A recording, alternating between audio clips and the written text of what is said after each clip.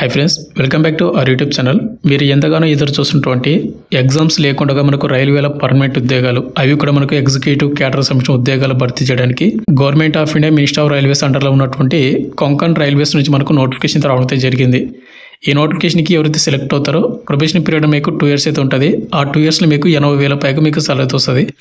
After 2 years తర్వాత మీ salary అనేది మనకు లెవెల్ 10 కింద 1,10,000 పైగా శాలరీ అయితే ఇస్తారన్నమాట. ఇవన్నీ కూడా మనకు ఎగ్జిక్యూటివ్ క్యాడర్ సంబంధించిన మనకు ఆఫీసర్ లెవెల్ ఉద్యోగాలు.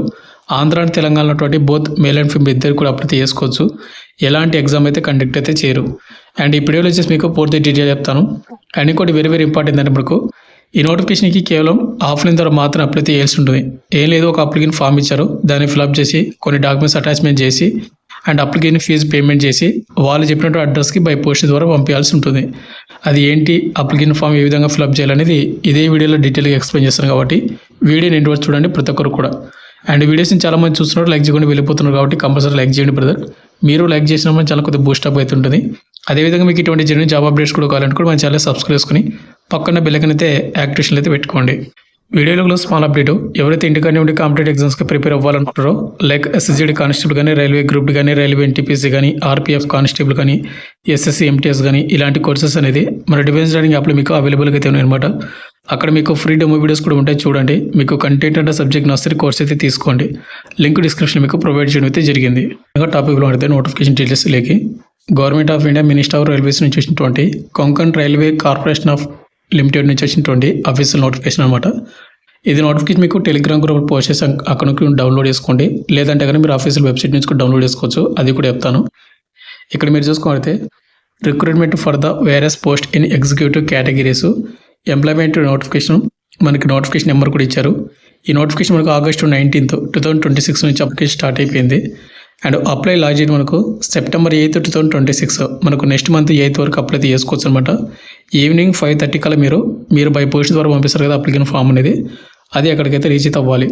మళ్ళీ చెప్తున్న బ్రదర్, మన ఛానల్ ఎలాంటి ఫేక్ అప్డేట్ అయితే రాదు. 100% జెన్యూన్ నోటిఫికేషన్ మాత్రమే మన ఛానల్ అయితే వీడియోస్ అయితే వస్తాయి. అఫీషియల్ వెబ్సైట్ మీరు నోటిఫికేషన్ ఏ విధంగా డౌన్లోడ్ చేసుకోవాలంటే, మీరు konkanrailways.com అనే వెబ్సైట్ మీరు క్లిక్ చేసినట్టయితే, సెర్చ్ చేసినట్టయితే అక్కడ మీకు రిక్రూట్మెంట్ ఒక ఆప్షన్ అయితే ఉంటుంది. దాన్ని క్లిక్ చేయండి. అక్కడ మీకు ఏంటంటే కరెంట్ నోటిఫికేషన్స్ అయితే ఉంటాయి. దాన్ని క్లిక్ చేసినట్టయితే మనకు పైకి స్క్రోల్ చేయండి. ఇక్కడ మనకు కిందనే ప్రజెంట్ ఏవైతే యాక్టివ్గా ఉన్నటువంటి నోటిఫికేషన్ క్లియర్గా కనిపిస్తుంది అనమాట. ఫస్ట్ నోటిఫికేషన్ చూడండి, employment notification for junior scales executive post in KRCL ఏదైతే ఉందో ఇక్కడ మీరు క్లిక్ చేశారంటే మీకు PDF అయితే ఓపెన్ అవుతుంది. August 20న మనకు నోటిఫికేషన్ అయితే అప్లోడ్ అయిపోయింది. ఇంగ్లీష్ లాంగ్వేజ్లో మనకు PDF అయితే ఉంటుంది అనమాట.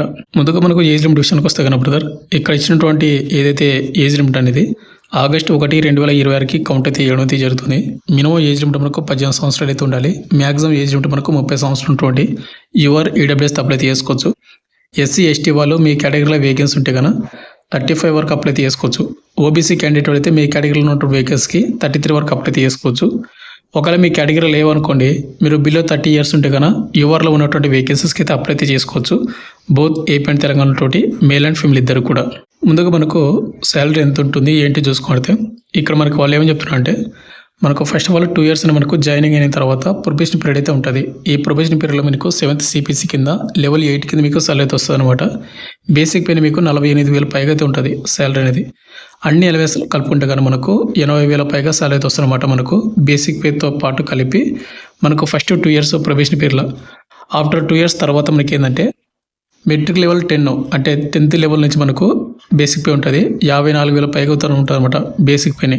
ఈ బేసిక్తో పాటు మనకు DA HRA ఇంకా అన్ని అలయన్స్ కలుపుకుంటే 1,10,000 వరకు మనకు శాలరీ అయితే వస్తుంది ఆఫ్టర్ 2 years ప్రొబేషన్ తర్వాత. ఇలాంటి మంచి శాలరీ ఇచ్చే గవర్నమెంట్ ఉద్యోగాలు, సెంట్రల్ గవర్నమెంట్ రైల్వే ఉద్యోగాలు మిస్ అయితే చేసుకోవద్దండి, క్వాలిఫికేషన్ ఏజ్ లిమిట్ ఉంటే కన్నా. ఇక అప్లికేషన్ ఫామ్ అయితే ఏ విధంగా ఫిల్అప్ చేయాలంటే, ఇది నోటిఫికేషన్ మీకు లాస్ట్లో అనెక్సరీ అయితే ఉంటుంది అనమాట. అప్లికేషన్ ఫామ్ అయితే ఫిల్అప్ చేసుకోండి, అంటే డౌన్లోడ్ చేసుకొని ప్రింట్అవుట్ తీసుకోండి. ఇక్కడ ముందుకు వచ్చేసి recruitment notification number and date అయితే ఇవ్వాల్సి ఉంటుంది అనమాట. రిక్రూట్మెంట్ నోటిఫికేషన్ నెంబర్ వచ్చేసి ఇక్కడ మీకు కనిపిస్తుంది చూడండి, ఇదైతే మీరైతే ఇవ్వాల్సి ఉంటుంది అనమాట. అండ్ డేట్ వచ్చేసి August 19th, 2026 అని మీరు అక్కడ మెన్షన్ అయితే చేయండి. నెక్స్ట్ మనకు పోస్ట్ అప్లైడ్, మీరు ఏ పోస్ట్ అయితే అప్లై చేసినా ఆ పోస్ట్ అయితే అక్కడ రాయాల్సి ఉంటుంది. ఈ అప్లికేషన్ ఫామ్ అనేది ఓన్లీ క్యాపిటల్ లెటర్స్ మాత్రమే ఫిల్అప్ చేయండి, కొట్టివైతే లేకుండా, స్పెల్లింగ్ మిస్టేక్స్ లేకుండా. ఇక నెక్స్ట్ ఇక్కడ మనకు రీసెంట్గా దిగినటువంటి ఒక ఫోటో అయితే అతికించాల్సి ఉంటుంది. ఫోటో పైన మీరు క్రాస్గా సిగ్నేచర్ అయితే చేయాల్సి ఉంటుంది. ఇక నెక్స్ట్ మనకు ఫస్ట్ వచ్చేసి name of the candidate me name అయితే ఇవ్వండి, 10th మేము ఏ విధంగా ఆ విధంగా. సెకండ్ ఫాదర్ నేమ్ లేదా హస్బెండ్ నేము. థర్డ్ వచ్చేసి మీ ఫుల్ పోస్టల్ అడ్రస్ ఇవ్వాలి, మీ హౌస్ నెంబరు, విలేజ్, మండలము, డిస్ట్రిక్ట్, స్టేట్, పిన్ కోడ్ ఇవ్వాలి. Fourth mobile number, fifth email ID, sixth date of birth and seventh వచ్చేసి మనకు August 1, 2026కి మీకు ఎన్ని సంవత్సరాలు కౌంట్ చేసుకొని ఇవ్వండి. బిలో 13 ఇయర్స్ వాళ్ళందరూ కూడా అప్లై చేసుకోవచ్చు అనమాట. యూఆర్ ఈడబ్ల్యూఎస్లో. ఎయిత్ వచ్చేసి మనకు జెండర్ మేలా ఫీమేల్ అని ఇవ్వండి. నైన్త్ మీ కేటగిరీ ఇవ్వాలి, అంటే ఎస్సీనా, ఎస్టీనా, ఓబీసీ అనేది క్యాస్ట్ అనేది.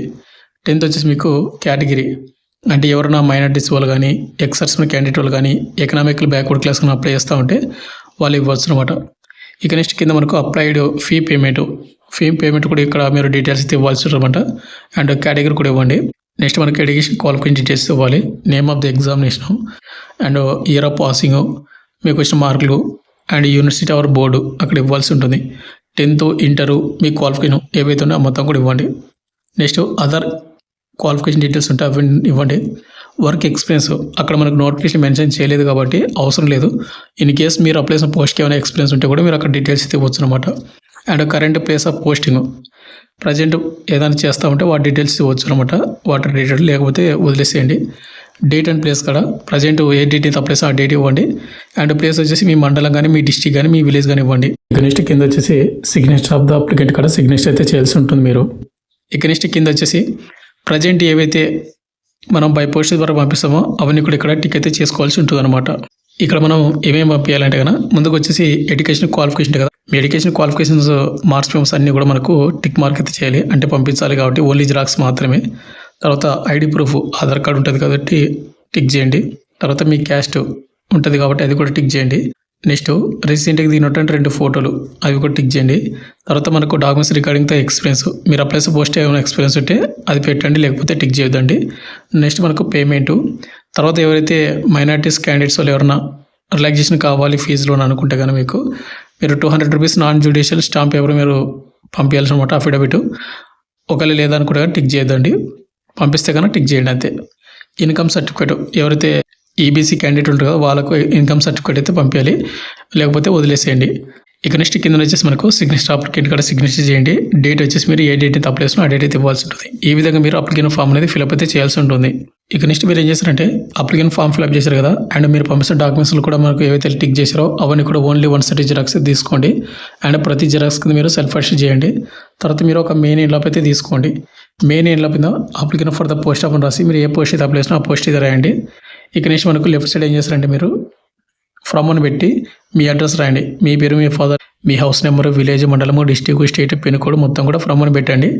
అండ్ పక్కన మనకు 2 అని పెట్టి మీరు మెయిన్ ఎన్వలప్ మీద ఇక్కడ కనిపిస్తున్నటువంటి ఏదైతే ఉందో office of senior personnel officer recruitment and establishment 4th floor Konkan railway Belapur Bhavan sector 11 CBD Belapur Navi Mumbai 400614 ఏదైతే ఉందో ఈ అడ్రస్ మీరు 2 అని పెట్టి మీరు మెయిన్ ఎన్వలప్ మీద రాయాల్సి ఉంటుంది.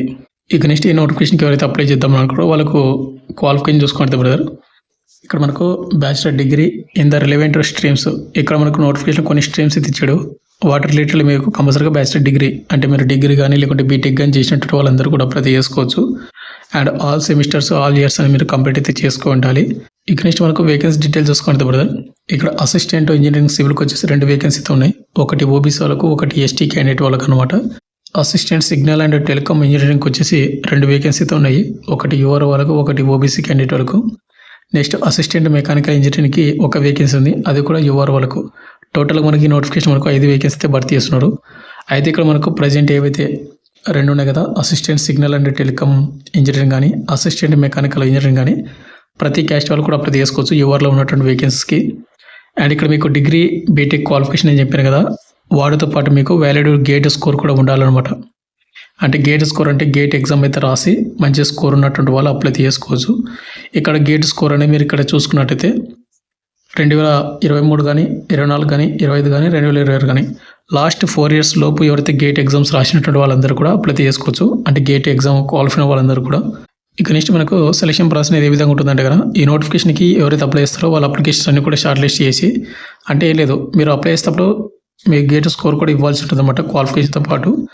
గేట్ అనేది మీరు గేట్ ఎగ్జామ్స్ అనేది 2023, 24, 25, 26 ఇక్కడ మీరు ఎగ్జామ్ అయితే రాసినటువంటి స్కోర్ని బేస్ చేసుకొని మిమ్మల్ని షార్ట్ లిస్ట్ చేసి మీకు డౌన్ వెరిఫికేషను, తర్వాత మనకు పర్సనల్ ఇంటర్వ్యూ అయితే కండక్ట్ చేసి, తర్వాత మనకు మెడికల్ టెస్ట్ కండక్ట్ చేసి మనకు జాబ్ అనేది ఇవ్వడం అయితే జరుగుతుంది.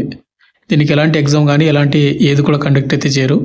ఇక నెక్స్ట్ అప్లికెంట్ ఫీజు విషయానికి వస్తే కానీ బ్రదర్, ఇక్కడ ముందుగా ఎవరైతే ఉన్నారో అంటే ప్రతి ఒక్కరు కూడా ₹1180 మీరు పేమెంట్ అయితే చేయాల్సి ఉంటుంది. Including SC, ST, ex servicemen and female వాళ్ళు కానీ, మైనారిటీస్ కానీ, ఎకనామికల్ బ్యాక్వర్డ్ క్లాస్ కానీ మొత్తం కూడా ప్రతి ఒక్కరు కూడా ₹1180 పేమెంట్ చేయాలి. 18% జీఎస్టీ అంటే కనుక ₹180 అనమాట. అంటే టోటల్గా మనకు ₹1180. అయితే వీటిలో కొంతమందికి రీఫండ్ అయితే పడుతుంది అనమాట అమౌంట్ అనేది.